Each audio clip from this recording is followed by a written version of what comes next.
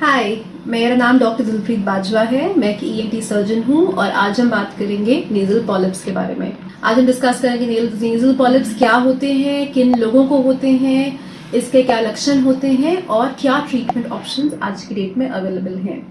Nasal polyps को हिंदी में नाक के अंदर बड़े हुए मांस कहा जा सकता है, नाक के मस्सों का बड़ा हो जाना कहा जा सकता है। अधिकतर ये पाए जाते हैं एलर्जिक लोगों में, जिनको एलर्जीज की दिक्कत होती है। अगर आपको एस्थमा है और आपकी नाक बंद रहती है, आपको एलर्जी की वजह से नेजल पॉलिप्स आ सकते हैं।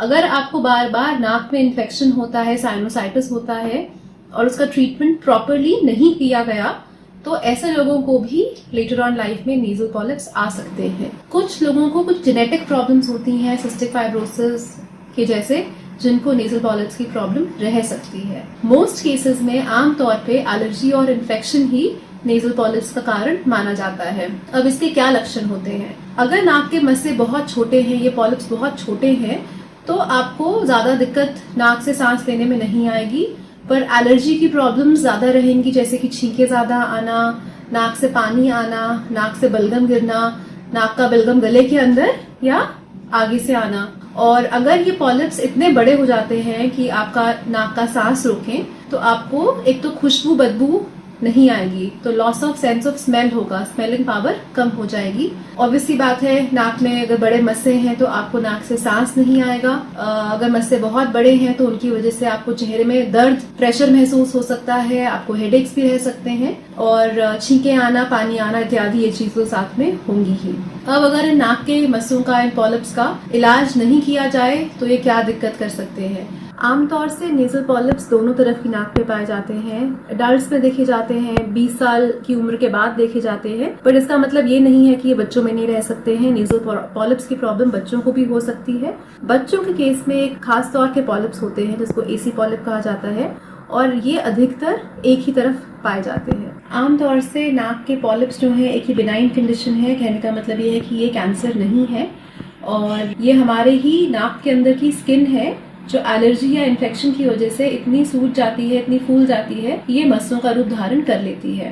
अगर आपको ऐसा लगता है कि आपके जो सिम्टम्स हैं, आपके जो लक्षण हैं, वो नेजल पॉलिप्स की तरफ इशारा कर रहे हैं, आपको बार बार साइनोसाइटिस हो रहा है, बार बार नाक में इन्फेक्शन हो रहा है, जो ट्रीटमेंट लेने के बावजूद भी ठीक नहीं हो रहा है, आपको एलर्जी की दिक्कतें बढ़ती जा रही हैं, छींके ज्यादा आना, नाक की ब्लॉकेज बढ़ती जा रही है, आपको एस्थमा है, तो इन सूरतों में मैं एडवाइस करूंगी कि आप एक ईएनटी डॉक्टर से मिलकर अपना चेकअप कराएं, जिसमें एक नाक की एंडोस्कोपी, नेजल एंडोस्कोपी करी जाती है इन पॉलिप्स को देखने के लिए।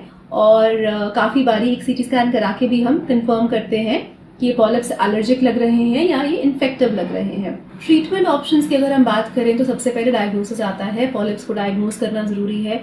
एलर्जिक लग रहे हैं या इन्फेक्टिव लग रहे हैं, अगर एलर्जिक लग रहे हैं तो एंटी एलर्जिक्स देने पड़ते हैं, नाक के स्प्रेज चलाने पड़ते हैं। इन्फेक्टिव लग रहे हैं तो एंटीबायोटिक्स देने पड़ते हैं। और काफी बार ये पॉलिप्स जो हैं विद मेडिकल मैनेजमेंट, दवाइयों के साथ में इनका साइज हम श्रिंक कर सकते हैं। क्या ये पॉलिप्स मेडिकल मैनेजमेंट से, दवाइयों से खत्म हो सकते हैं? इसका आंसर देना थोड़ा मुश्किल काम है, क्योंकि काफी बार ये पाया जाता है ये पॉलिप्स एलर्जिक होते हैं और एलर्जी एक ऐसी चीज है जो कि कंप्लीटली बॉडी से निकाली नहीं जा सकती है।